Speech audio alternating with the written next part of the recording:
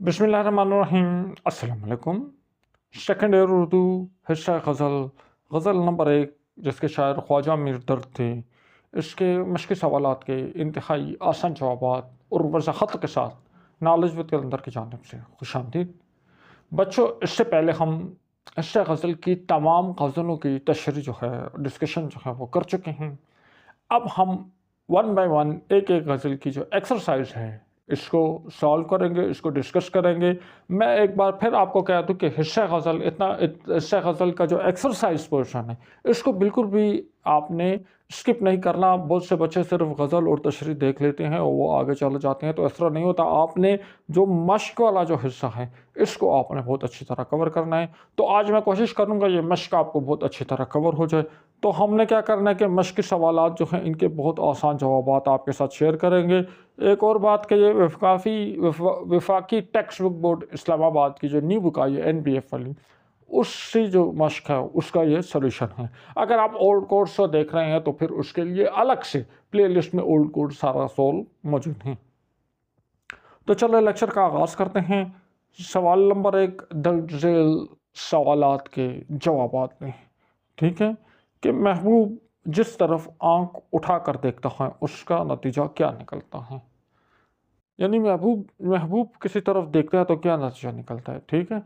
अब आपने जो जवाब लिखना है वो वही जवाब लिखना है जो गज़ल में शायर ने जिस बारे में बात की है। अब अपने पास से कोई जवाब नहीं देंगे। गज़ल में ख्वाजा मीर दर्द ने जो बात कही है महबूब के बारे में, तो उससे आप जवाब देंगे। तो अब आप यहाँ जवाब में हम क्या कहेंगे? हम कहेंगे कि शायर कहता है, शायर के बको, कि जब महबूब किसी तरफ आंख उठा कर देखता है तो उसकी निगाह इतनी पुरअसर होती है कि देखने वाला अपना आप खो बैठता है, यानी वो अपने होश आवाज़ खो देता है। यानी महबूब की एक नज़र से आशिक पर ऐसी कैफियत तारी हो जाती है कि उसकी जान बदन से निकल जाती है। महबूब की निगाह में कशिश, जाज़बियत और तासीर इतनी शदीद है कि देखने वाला खुद पे काबू नहीं रख सकता। यानी महबूब ने एक नज़र जिसको देखा बस वो उस पर कुर्बान हो गया, वो बंदा उस महबूब पे कुर्बान हो गया। अगला सवाल है, जग में आकर शायर किस नतीजे पे पहुंचा। जग कहते हैं वो पानी पीने वाला जग नहीं, जग दुनिया को कहते हैं। तो अब हम गज़ल के मुताबिक जवाब देंगे। गज़ल में शायर कह रहा था, जग में आके इधर उधर देखा, तू ही आया नज़र, तू ही आया नज़र, तू ही आया नज़र, जिधर देखा, ठीक है। तो अब कह रहा है कि शायर दुनिया के मुख्तलिफ पहलुओं, चीज़ों और इंसानों को देखता है, उसे हर जगह सिर्फ महबूब नज़र आया। गोया उसे एहसास हुआ कि कायनात में मौजूद हर हुस्न, हर खूबी और हर चलवा दरअसल महबूब कहीं का चलवा है। इसलिए शायर इस नतीजे पर पहुंचा कि सारा जहां महबूब की जलवागाह है। सवाल नंबर जिम, नाला फरियाद आहुजारी, हमने सौ तरहों से मर देखा। इस शेर का मरकज़ी ख्याल देखें। इस शेर की तफसील से तफसीली वजाहत में गज़ल की तशरीह में कर चुका हूँ। वो आप जो है इसी प्लेलिस्ट में आपको ऊपर वो लेक्चर मिल जाएगा। अब इस शेर का मरकज़ी ख्याल आशिक की बेबसी, गम और नाकामी का इजहार है।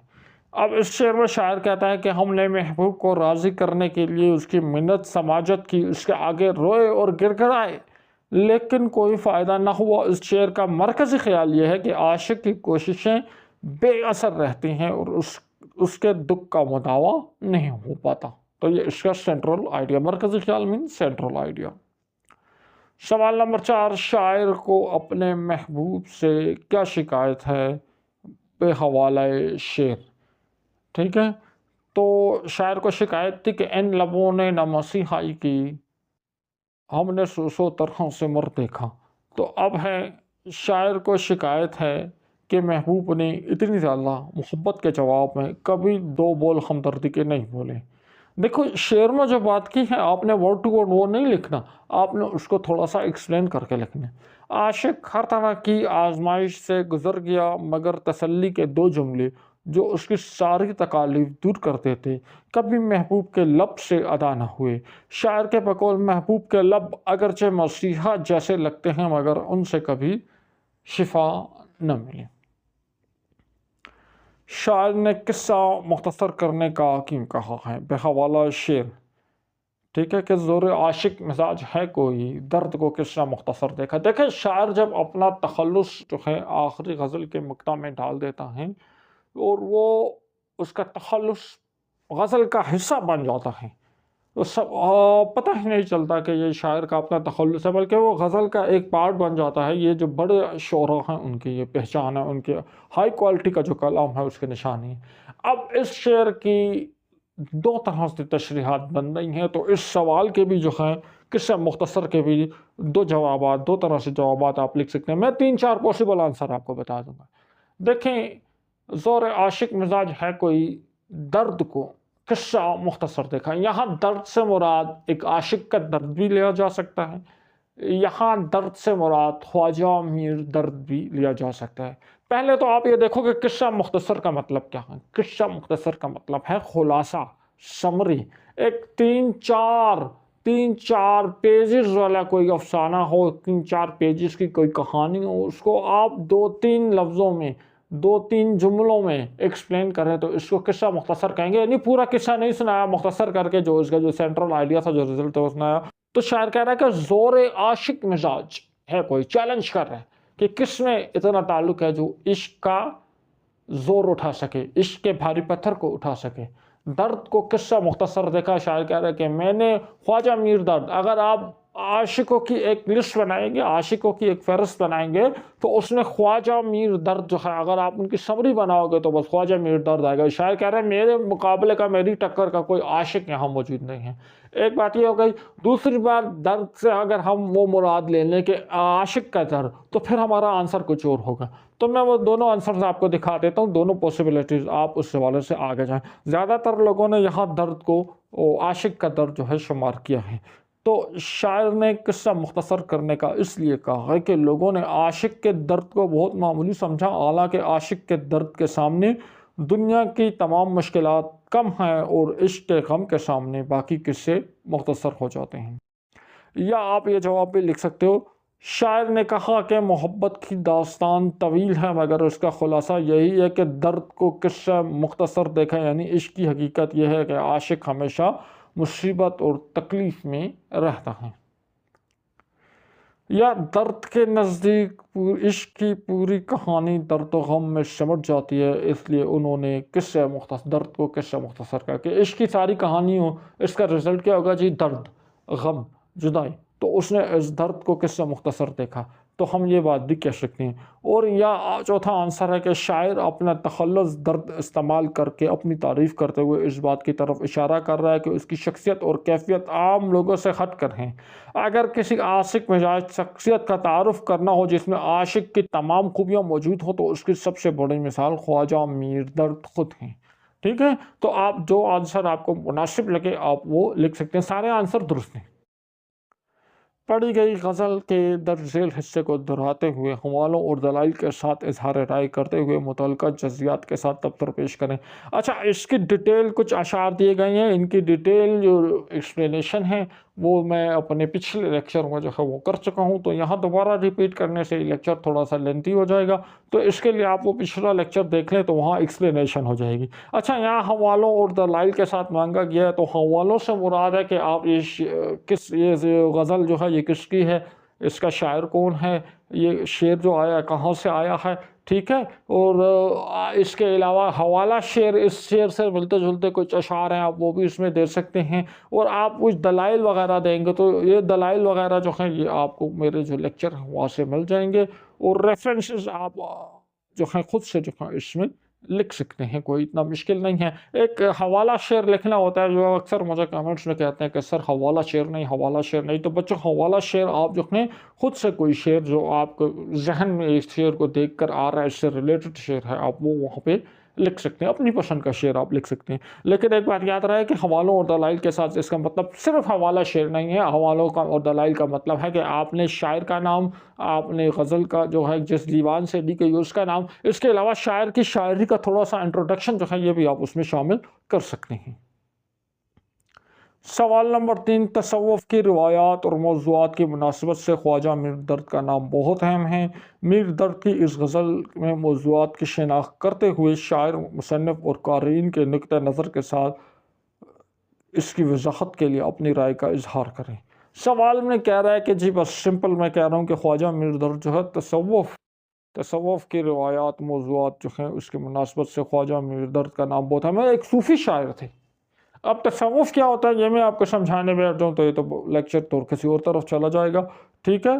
तो अच्छा, ख्वाजा, इसका जवाब यह है कि ख्वाजा मीर दर्द उर्दू के मुमताज़ सूफ़ी शायर हैं। उनके कलाम में इश्क़ हकीकी, रूहानियत, फ़नाह फ़िल्लाह और वहदतुल वजूद जैसे तसव्वुफ़ी मौज़ूआत नुमायाँ हैं, ठीक है। अच्छा, अब देखो सवाल मैं आपको बता रहा हूँ, सवाल में कह रहा है मीर दर्द की इस गज़ल में मौज़ूआत शिनाख्त करते हो, यानी मीर दर्द की जो गज़ल है आप इसमें वो मौजू तलाश करें, वो टॉपिक तलाश करें जो किससे हैं, जो रूहानियत से, जो तसव्वुफ़ से रिलेटेड है।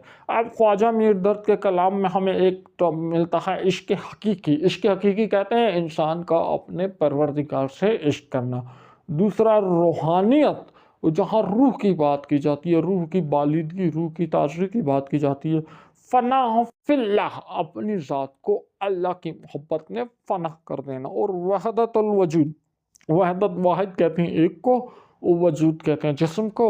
तो वहदतुल वजूद का मतलब है कि एक जिस्म का मुख्तलिफ़ चीज़ों में अपेयर हो जाना। ये सब तसव्वुफ़ी मौज़ूआत हैं, ठीक है। तो इस गज़ल में ये मौज़ूआत हमने तलाश करने हैं।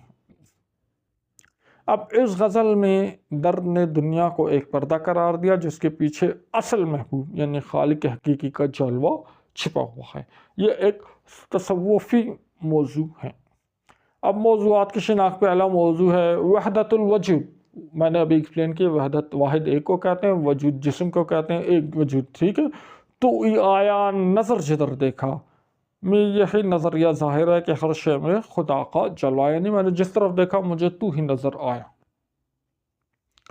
फ़ना फ़िल्ला, अल्लाह पे कुर्बान हो जाना, जान से हो गए बदन खाली, मुराद है आशिक अपनी हस्ती मिटा के महबूब में गुम हो जाता है। तीसरी एग्जाम्पल इश्क़ हकीकी, दर्द का इश्क दुनियावी नहीं बल्कि रूहानी है जिसका मकसद विशाल इलाही है। तो ये 3 मौज़ूआत हमें इस गज़ल में नज़र आए। और मौज़ूआत भी हो सकते हैं, एग्जाम्पल के तौर पर 3 मौज़ूआत दे दिए। अब क़ारीन के नुक्ते नज़र से, यानी जो ये गज़ल पढ़ेंगे, जो ये गज़ल सुनेंगे, तो उनका नुक्ता नज़र क्या होगा, उनकी राय क्या होगी इस बारे में। तो पढ़ने वाला जब उस गज़ल को समझता है तो उसको क्या एहसास होता है, उससे एहसास होता है कि इंसान की असल मंजिल दुनियावी लज्जतें नहीं बल्कि रूहानी कर्ब हैं। मीर दर्द हमें सिखाते हैं कि हकीकी सुकून महबूब हकीकी की पहचान है। तो ये जो है सवाल का ये जवाब हो गया। उसके बाद तलबा यौम इकबाल के मकासद और सामईन की दिलचस्पी को मद्देनज़र रखते हुए मुख्तलिफ़ अशार हवाला जात की मदद से कम 350 अल्फाज पर मुश्तमिल तकरीर लिखें और सुबह की असेंबली में सुना। ये बच्चा ये बहुत इंपॉर्टेंट पॉइंट है, आप कह सकते हो इसके आपको पेपर में कोई नंबर नहीं मिलेंगे, लेकिन जब आप इल्लामा इकबाल के बारे में 350 अल्फाज पर मुश्तमिल एक तकरीर लिखोगे, उसमें इकबाल के इशार डालोगे, उसमें कुछ रेफरेंसेस डालोगे, तो आपकी डेवलपमेंट इतनी हो जाएगी, लैंग्वेज डेवलपमेंट इतनी हो जाएगी, आपको अबूर आ जाएगा। फिर जब आप असेंबली में जाओगे, असेंबली में जाके आप पूरी असेंबली के सामने पढ़ोगे तो आपका कॉन्फिडेंस लेवल एकदम बूस्ट होकर आसमान पे पहुंच जाएगा। तो मेरी तो जितने लोग ये लेक्चर देख रहे हैं उनसे यही गुजारिश है कि आप एक तकरीर तैयार करें और असेंबली में जाए और आप रिक्वेस्ट करें अपने टीचर से, हेड टीचर से, जो भी हैं, कि हमें ये तकरीर असेंबली में करना चाहता हूँ, 3 मिनट की तकरीर, आपको चांस मिलेगा। आप अपने क्लास वालों के सामने जो है, अपने स्कूल वालों के सामने बोलें, आप देखें आपको कितना जो है इफेक्ट, आपको लैंग्वेज के ऊपर कितना इफेक्ट, लैंग्वेज पे कितना कमांड आ जाएगा। फिर आप ये नहीं कहोगे कि उर्दू एक मुश्किल लैंग्वेज है, तो इस पर ज़रूर ट्राई करें। अच्छा, एक छोटी सी तकरीर में एक अलग से वीडियो बनाऊंगा, उसमें 350 अल्फाज पे एक तकरीर में लिख कर एज अ डेमो वो आपके लिए अपलोड कर दूंगा, तो वहाँ से देख के आप अपनी तकरीर जो है तैयार करें। असनाफ़ नज़म के महासिन बच्चों, इस पर बिल्कुल एक अलग लेक्चर बना हुआ है, अलग प्ले लिस्ट में पड़ा हुआ है, बहुत काम की प्ले लिस्ट है, तो उस प्ले लिस्ट को आप लोग देखें और वहाँ से आपको सारे महासिन मिल जाएंगे और उसके बाद तशरीह करते हुए इन महासिन की पहचान आपके लिए बहुत आसान हो जाएगी। तो इसके साथ ही हमारा आज का लेक्चर अपने अख्ताम पे पहुँचा। अगले लेक्चर में जो अगली गज़ल है उसकी मश्क के साथ दोबारा आपकी खिदमत में हाज़िर होंगे। वीडियो पसंद आई है इसको लाइक करें, अपने दोस्तों के साथ शेयर करें और हमारे चैनल को सब्सक्राइब करें। नेक्स्ट वीडियो में मुलाकात होगी, अपना ख्याल रखिएगा। अल्लाह हाफ़िज़।